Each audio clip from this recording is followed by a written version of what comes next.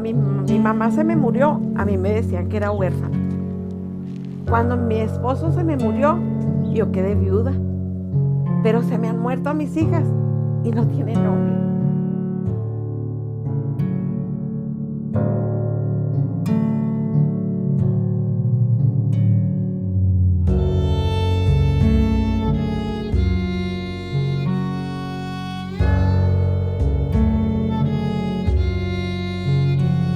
A ella me la robaron, me la desaparecieron.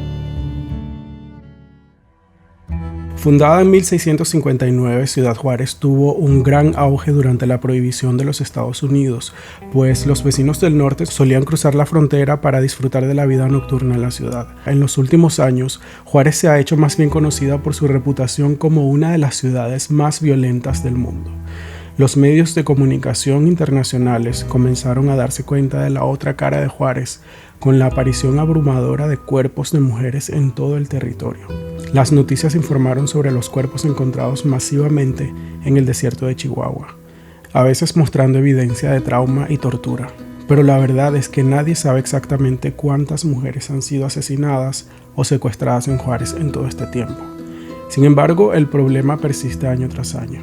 En 2019, el gobierno mexicano registró 1,006 víctimas de homicidio por motivos de género en todo el país, 31 de ellas en el estado de Chihuahua, donde se encuentra Juárez.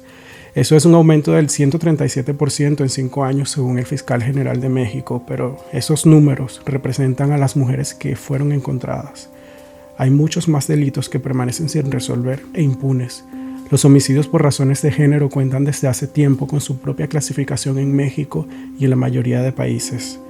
Para estos casos se utiliza el término feminicidio.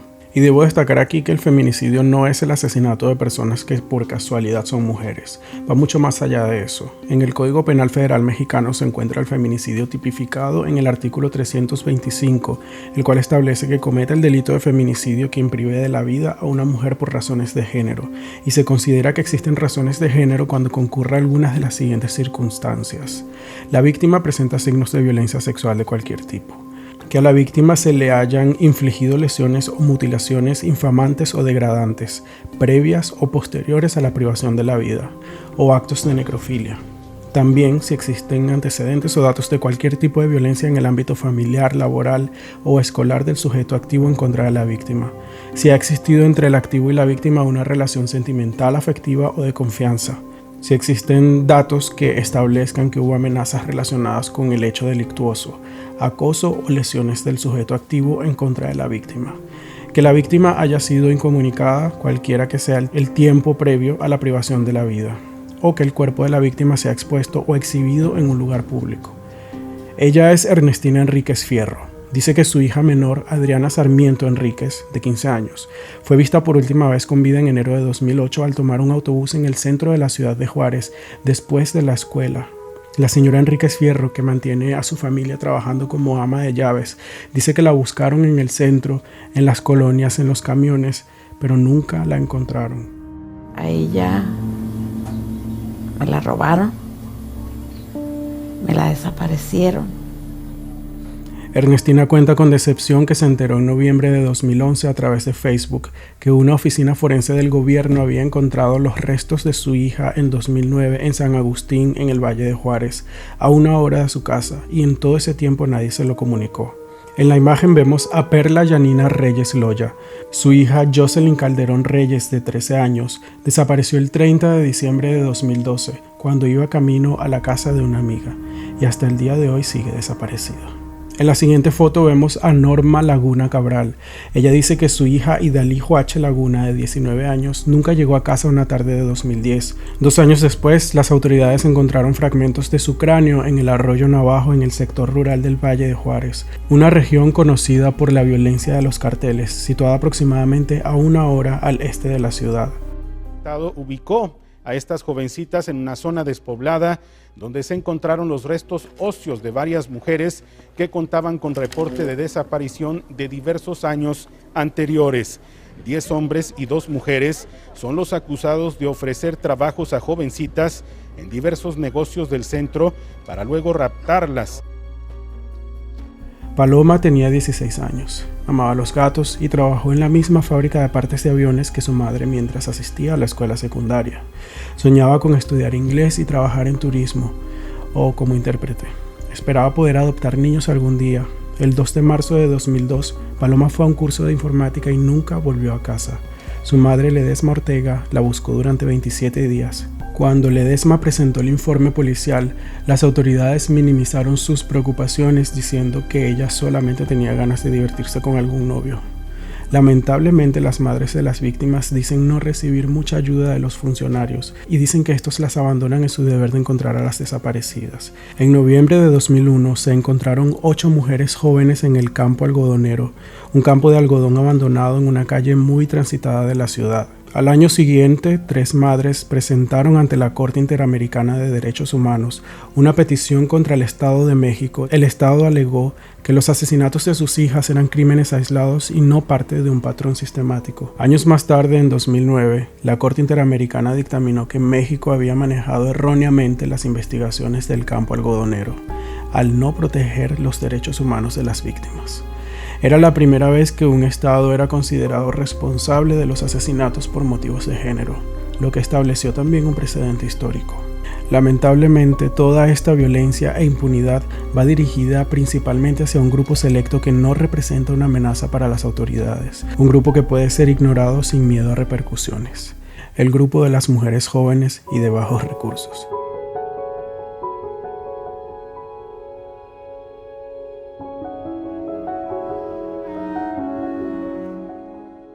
Muchas trabajaban por salarios bajos en las maquiladoras de la ciudad.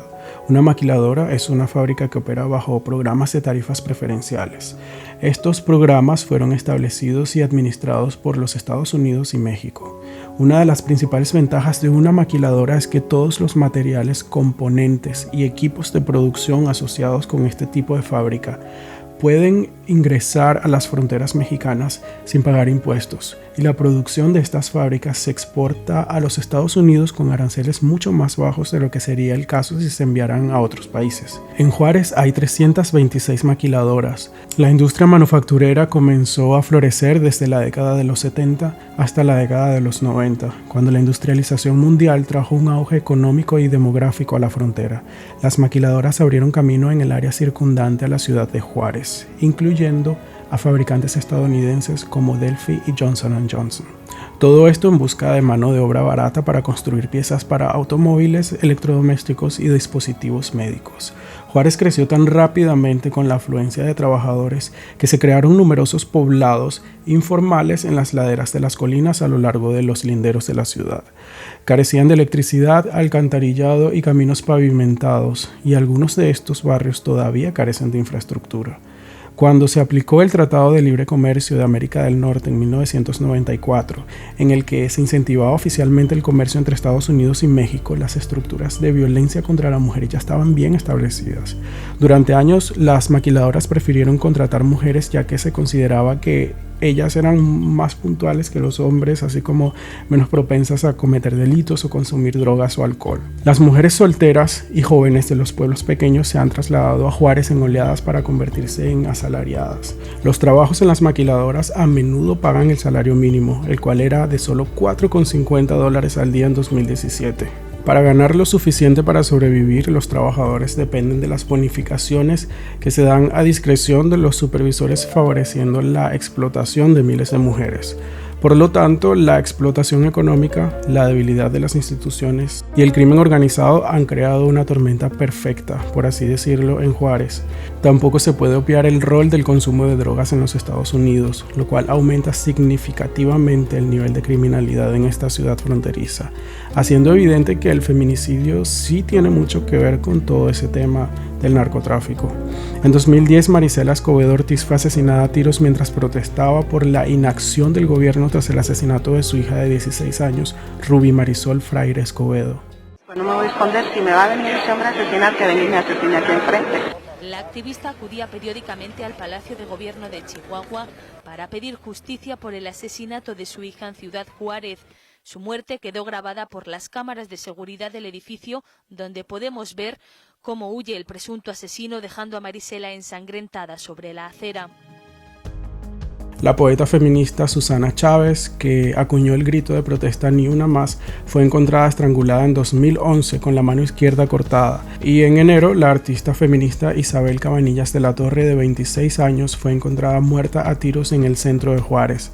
Después de que Cabanillas fue encontrada, los activistas de Juárez llenaron las calles cerrando el cruce fronterizo durante horas. Las mujeres de Juárez siguen manifestándose, luchando por cambiar las normas de la sociedad y para mantener vivos los recuerdos de las víctimas. Las estadísticas dicen que Juárez fue la ciudad con más feminicidios en el año 2020 y de acuerdo con los más recientes datos del gobierno federal, se cometieron un total de 940 feminicidios en todo México. Un homicidio doloso es todo aquel homicidio en el que el criminal tiene como objetivo dar muerte a su víctima, y en 2020 las cifras de homicidios dolosos hacia mujeres fueron las siguientes.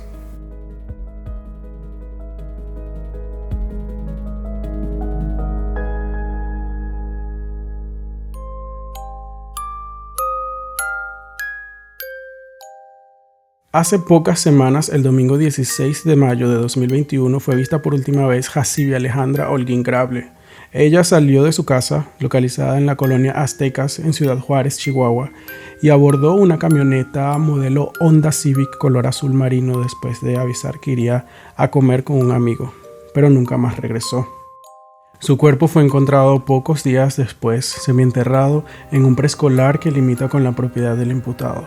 Un joven de 23 años de nombre José Abraham, quien dio a conocer en sus declaraciones que el móvil del asesinato fueron los celos. El hombre, quien es licenciado en Administración de Empresas y también estudiaba una maestría, señaló que la tarde del domingo 16 de mayo recogió a Jacibi en la casa de ella para llevarla a su domicilio a 2 kilómetros de la propiedad de la víctima. En el lugar se encontraban su hermana y su mamá con su pareja. El último contacto que alguien tuvo con Jacibi antes de los hechos fue durante su estadía en la casa de José Abraham, cuando ella le escribió a una amiga mostrando su incomodidad y deseos de irse, pero también afirmando que no podía hacerlo porque la mamá del sospechoso se había llevado las llaves de la camioneta. Él la llevó a su cuarto con intenciones de tener relaciones sexuales, pero ella se negó. Luego salieron a la sala donde al parecer tuvieron una discusión. En un momento la cartera de Jacibi se cayó y se salió todo lo que había dentro de ella. Entre estos artículos había una prueba de embarazo. Él comenzó a hacerle reclamos, arrojó la prueba de embarazo contra una pared y enseguida se fue a la cocina. Ahí se lavó la cabeza con agua fría y empezó a gritar insultos para luego ponerse unos guantes de látex y regresar a la sala. Se arrodilló frente a ella con las manos atrás y le dijo: "Me traicionaste". Enseguida levantó su mano izquierda y la tomó del cuello para empezar a ejercer presión hasta que ella se desvaneció y cayó recostada sobre el sillón. Jacibi medía tan solo 1,20 m de estatura y pesaba 45 kilos, por lo que no tenía ninguna posibilidad de defenderse ante su agresor. En ese momento él procedió a tomarla del cuello con las dos manos, volviendo a apretar fuertemente hasta que la vio totalmente inconsciente. Se dirigió al patio posterior de la vivienda y desde ahí subió al cadáver de Jacibi hasta la azotea. Luego subió él al techo y procedió a arrojar el cuerpo al patio del preescolar, el cual colinda con la casa de él. Declaró que volvió a entrar a la casa para recoger la prueba de embarazo y otros artículos personales de la víctima. Los metió en la bolsa de Jacibi y volvió a salir al patio para lanzarla al techo. Regresó y se dio a la tarea de acomodar los sillones. Se metió a bañar y esperó a que su familia regresara para finalmente irse a la cama. Al día siguiente, José Abraham se presentó a trabajar y como a las 11 de la mañana del lunes 17 de mayo, la hermana del sospechoso se comunicó con él para decirle que estaban buscando a la joven que horas antes él le había presentado. Fue hasta el miércoles 19 de mayo cuando presuntamente el ahora detenido salió de su trabajo, fue a comprar un saco de cal y se dirigió a su domicilio para saltar al patio del preescolar donde se encontraba el cuerpo de Jacibi ya bastante hinchado. Al estar frente al cadáver, José Abraham se dio cuenta que no tenía ningún objeto para cavar y volvió a escalar rumbo a su vivienda. Consiguió una pala y regresó al patio escolar. Enseguida hizo la fosa, jaló el cuerpo y lo cubrió de cal. Al parecer también hizo un segundo hueco para meter las pertenencias de Jacibi y después volvió a su casa, donde llenó un bote de agua, lo subió al techo y desde ahí la arrojó con la idea de que la tierra de la fosa clandestina que había hecho se asentara. También lavó el patio posterior de la casa y puso cal. Cuando finalizó, se quitó la ropa y la metió en una bolsa de color negro donde también metió el saco de cal ya vacío junto con otras bolsas y sus zapatos para luego tirarlo todo en un bote de basura de su casa e irse a bañar. La madre del imputado también rindió una declaración y entregó a las autoridades 2 celulares que le pertenecían a José Abraham. Cuando los agentes fueron a inspeccionar el lugar, ella no puso resistencia alguna y fue en esa ocasión que los agentes pudieron ver rastros de cal en el patio de la casa. Subieron al techo y desde ahí tomaron fotografías panorámicas al preescolar. Eso permitió que vieran que ese espacio no estaba pavimentado y había restos de cal. Aproximadamente a las 10 de la noche del día jueves 20 de mayo fue recuperado el cuerpo de Jacibe Alejandra Holguín Grable. Luego de las declaraciones de José Abraham, la jueza le impuso la medida cautelar de prisión preventiva por un plazo de 2 años. La Fiscalía General del Estado pedirá cadena perpetua para el joven de 23 años, quien actuó con premeditación, alevosía y ventaja, con el agravante de inhumar clandestinamente el cuerpo de su víctima.